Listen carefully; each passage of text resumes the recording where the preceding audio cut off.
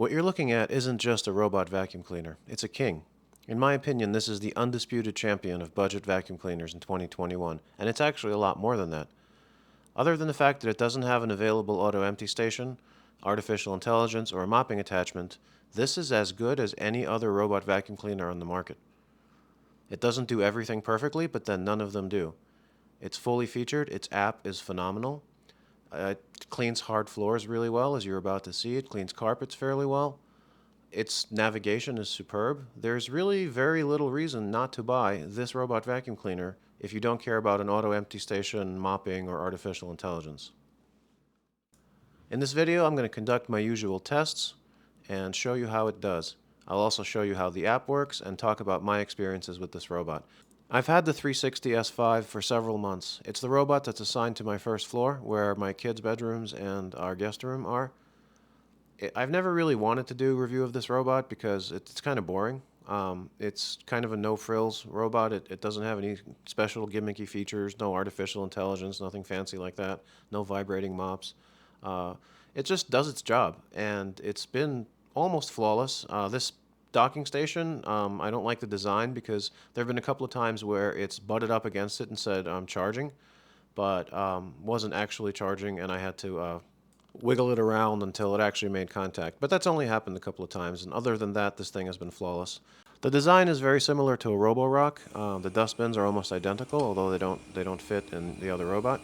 In fact, that's kind of S360's marketing strategy. They have similar model numbers.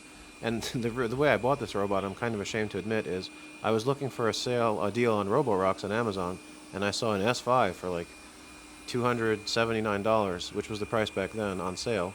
And I thought, wow, I got a Roborock for $279. And I said, wait a minute, 360? What's that? And then I almost canceled it, but I was like, you know what? This looks pretty good. Let's give it a shot. Since then, the normal price has dropped to about $220, and as far as I know, it's stayed that way. So here we have the hard floor cleaning test. This is my usual mix of dog hair, flour, oregano, popcorn, and it does a really good job. It's not the best hard floor cleaner, but it is one of the better ones. It's got one side brush, so that kind of limits some of its capability. But you'll notice that its exhaust didn't blow anything around, so that's a very big plus in its favor.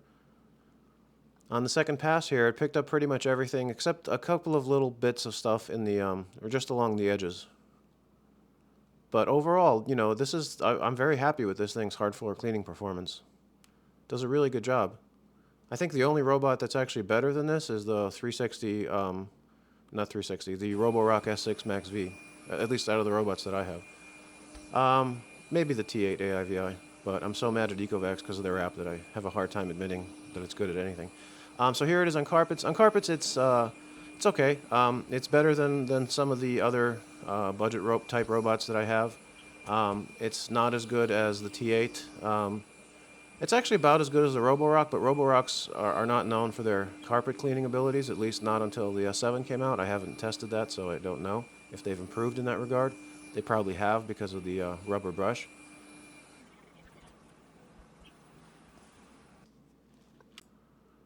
But here, as you can see, you know, it did leave a little bit of hair behind, like most of them do. But overall, it's pretty good. Actually, quite good. Yeah, pretty impressive job, especially for a $200 vacuum. But this would be a pretty good job for a $400 or $500 vacuum. So, and this robot actually used to cost $400 or $370 something. So the dustbin, that's what it looked like after the test. This robot is not the best with hair tangles, and that's one of its problems. But I'm not sure if that's this robot specifically, or just because it cleans my kids' rooms, and my kids all have long hair, or both of them have long hair, and that, you know, it's constantly shedding off of them. Here you could see, though, that the dog hair, which isn't that long, kind of wraps around the brush. But I think people make too big a deal of hair tangles. So it's got that little wheel there, so in case it, like, when it goes over a threshold, it won't scratch the floor by dragging its butt. So one neat feature that this thing has is a time of flight sensor, which you can see there. So it's very good at getting close to walls. As I was saying about hair tangles, the robot still cleans, like if the brush is covered with hair, it still cleans mostly effectively, and I think I'll do a test on that in an upcoming video. One thing that's important to note about this dustbin, Both it and the Roborock use that little piece of metal, um, magnet rather. It's a magnet that tells the robot that the dustbin is in place. Now the Roborock one is sealed inside the filter, whereas this one, there's an opening right there and it's just shoved in there. And the reason I know that is because that magnet is actually from a Roborock filter that I had to destroy to get it out. Because when I was cleaning my filter for the test, that little magnet fell out and the robot wouldn't recognize that the dustbin had been replaced. So here it is navigating around chair legs. It's actually pretty good at that, and like the Kneebot, which also has a time of flight sensor on the side, it also snags the gap between the bumper and the body of the robot on the chair legs because it gets so close. You'll see here that it's not very certain about where it's going, and that's one of the problems with this robot. Just a little issue. If you define a small cleaning area, it kind of gets confused. And I'll show you more about that in a bit. But as you can see, once it figures out it has to go around the chair legs, it's pretty good at navigating them. It gets really close to them, does what it has to do. But here it is confused because, not because of the chair legs. Like if you just told it to clean this room, it would be fine. But because I defined a very small cleaning area, and so that kind of throws its cleaning algorithm for a loop. But that is really the only problem that I've seen in this thing's software. So on to the navigation tests. And although it's not as good as Roborock's at getting through chair legs, I think that might be partly because of its size. It's a little bit wider. But once, it does get through, and it basically navigates like a champ. It didn't even go where that bar stool was taped to the floor, and it navigated the rest of the obstacles superbly. So that's a big win for it. And on my second pass, I redefined the area that it had to go to be just past the bar stool. So kind of to force it to try to go that way. So here it is on its way. And here it's going to have a little bit of a harder time with the chair legs because it tries to go the other way, which some robots could actually squeeze through that gap, but it can't. As I mentioned, it's a little wider than normal. But it's smart. It figures stuff out pretty quick and then does what it needs to do. And it's very persistent. That's another thing. Like it doesn't just see this chair with its light hour, bump the legs and give up. It keeps trying to find a way because where it needs to go is just past that chair. So it's stubborn, but eventually, and not it doesn't take it that long. It figures out it can't get there, and then once it knows that, it says I'm going to go around and just does it. And note here that it remembers where those obstacles are, so it doesn't need to really navigate around them, explore around them rather. It just goes where it needs to go. So its navigation is excellent.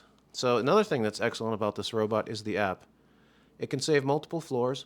It has room select, just like any fully featured robot.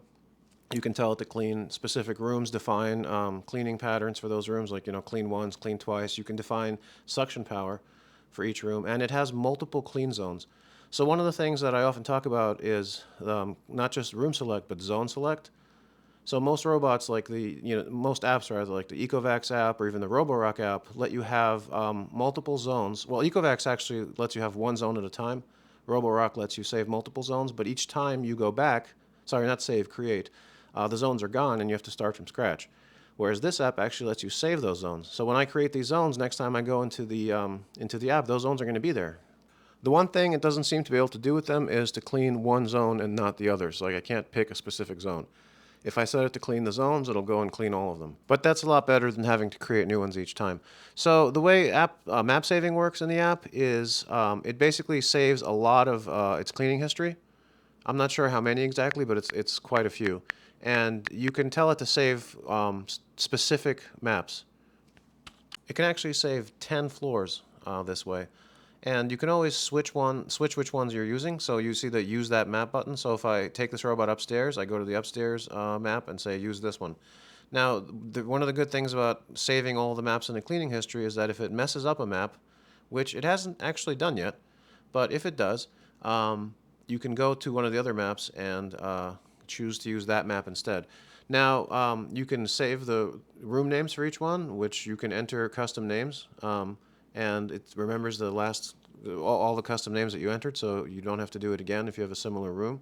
You can set schedules, and in those schedules you can tell it how many times to clean, what suction level to use, and so on. It has carpet boost mode. The app is basically fully featured. I don't know of any app besides iRobot that has more features, and the only thing iRobot has that this doesn't is the ability to name the individual zones. So you could send the robot to a specific zone using Google or Alexa. And that's the other thing. This robot has very basic Google commands. Just basically go clean and stop, although I haven't actually been able to get Google to make it stop. It's got a remote control feature. This is one of those robots that you can map just by driving it around with the remote, so you can map your floor in just a few minutes, which is really nice. One of the coolest features that it has is called anti-collision. So if you enable this, it'll basically not push through soft barriers like curtains the way most LiDAR robots do, but if you turn it off, it will. So it actually will get behind curtains like a V-SLAM robot, which makes this the only LiDAR robot I know of that can do that. And that's a really neat feature. So I mentioned before that this robot has no competition. It used to compete in this $200 price range with the Test 4 S6, but that has since been discontinued and replaced with the S6 Plus, which adds some features, but still uses the same very basic app with no real mapping features other than just mapping and no-go lines.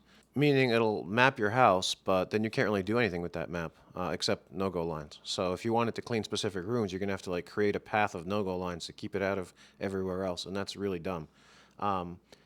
So even if you can get a Test 4 S6 for the same price or less, they're not in the same class. Physically, the robots are similar, and the Test 4 does have some advantages. It has a larger dustbin and 2 side brushes, but when you consider this robot's feature set, specifically the app, it has no competition, not only in its price range, but anywhere near its price range. And this is where 360 did a very smart thing. They knew that the app is important because the app is what controls all of the advanced functionality of a vacuum robot, and they did not skimp. This is one of the best apps in the industry. So in closing, this is an excellent robot. In this price range, it is the absolute king. It has no competition at all. There are a lot of reasons to buy this robot. Maybe you just don't want to spend a lot of money, but want a fully featured robot with excellent performance. Or maybe you love vacuum robots, but can't justify spending $400, $500, $600 on one, and you don't want one of those random navigation bump bots that are usually in this price range. This, I can't say it enough. I mean, $200 for a fully functional, fully featured, excellent performing vacuum robot. The only thing I could say at this point is hail to the king.